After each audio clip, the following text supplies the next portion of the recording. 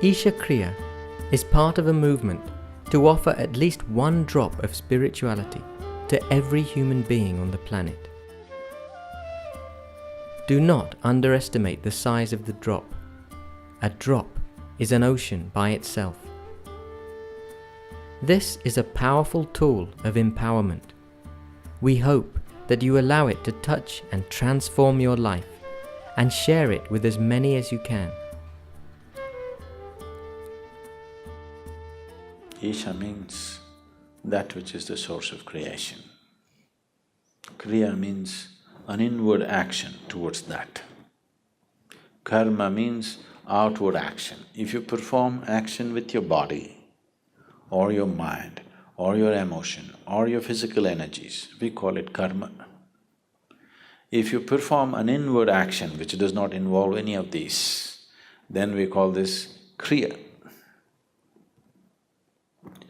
So Isha Kriya is an extremely simple process, but a powerful tool to constantly move from untruth to truth. There are more complex and effective processes, but it needs preparation, it needs a certain type of teaching, it needs a lot of training for somebody to teach it. But this is a process, generally, all the processes, spiritual processes which move a person in this direction also involve physiological changes. Wherever physiological changes are involved, it's extremely important that the teacher is substantially trained. Otherwise, you will start generating the wacky kind of yogas that are going on all over the place, which can cause more damage than well-being. But those aspects, those processes which does not involve any kind of physiological change but brings about a spiritual transformation, which are very few, those can be taught mass. And we can empower almost anybody who at least has a little good intention in his thought and emotion to teach it. That much is there, they can teach.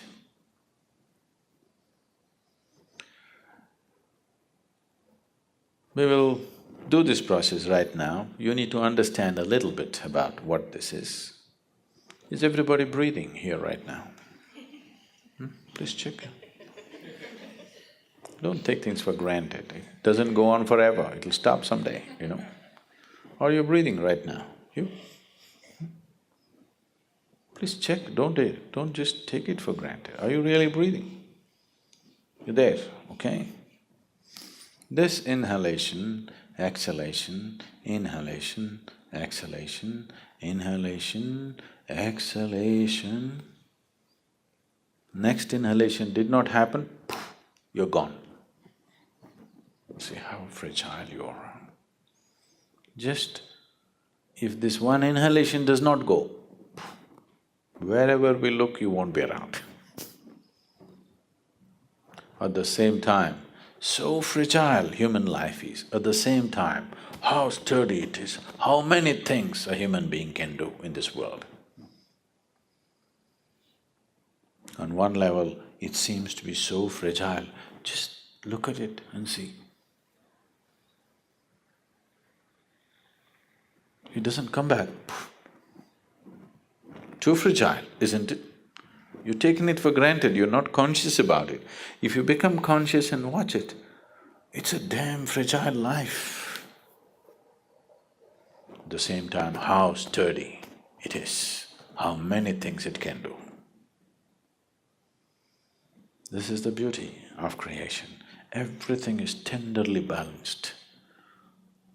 So tenderly, you cannot disturb it not easily, you know. The whole creation is like this, it's just like that. That shows the mastery of the Creator. It is so tenderly balanced, that means, that shows, that manifests the mastery of the Creator. That which creates is of such mastery that it can afford to keep it so tender. So that is the audacity of the Creator. One breath, if you do not inhale, you're gone. But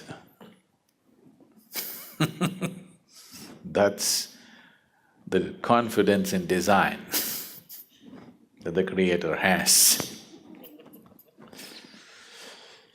So this breath is not just about exchange of oxygen and carbon dioxide.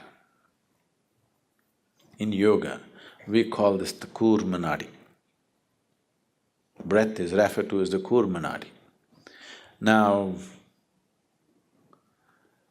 if I ask you to watch your breath, which is the most common thing that people are doing these days, you don't get to watch the breath. You think you're watching the breath, but you're not watching the breath. You're only able to notice the sensations caused by the movement of the air.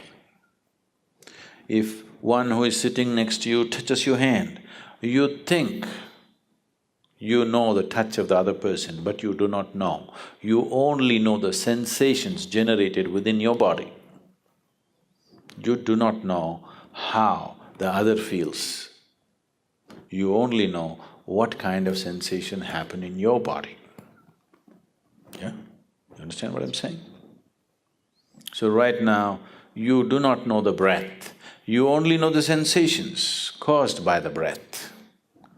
So when we say Kurmanadi, we are not talking about the sensations, we are talking about the breath itself. Kurmanadi is referred to as a string, it's like a string, an unbroken string, it's going on. And this is the string which ties you with this body. If I take away your breath, you and your body will fall apart. What you thought is one will become two, that is the first deception. There are two behaving like one, a deception is on. So if I pull out the breath, you and your body will fall apart. We don't want it to fall apart, but if your consciousness travels with the breath, if your awareness travels with the passage of the breath keenly enough, then you will see, distinctly see, these two are not one. What is you and what is your body will stand apart. What is you and what is your mind will stand apart. If you and your body-mind combination stand away from each other, then suddenly you will find your ability to use your body and your mind goes into a phenomenal scale. If right now, if you have to count from 1 to 10, right, the highest is 10, if that is so, if you're attached or if you're involved with this body, you're less than 1, that's where it is. If these two things come apart, suddenly you can rev it up all the way to 10. Your ability to use the mind and the body is so greatly enhanced that you almost look superhuman for somebody else. But I'm telling you, this is human. This is not about being superhuman. This is about realizing being human is super. Yes, it's not a simple thing to be human.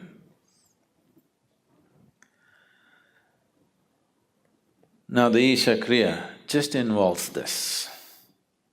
Your thought is playing a very important role in your life right now.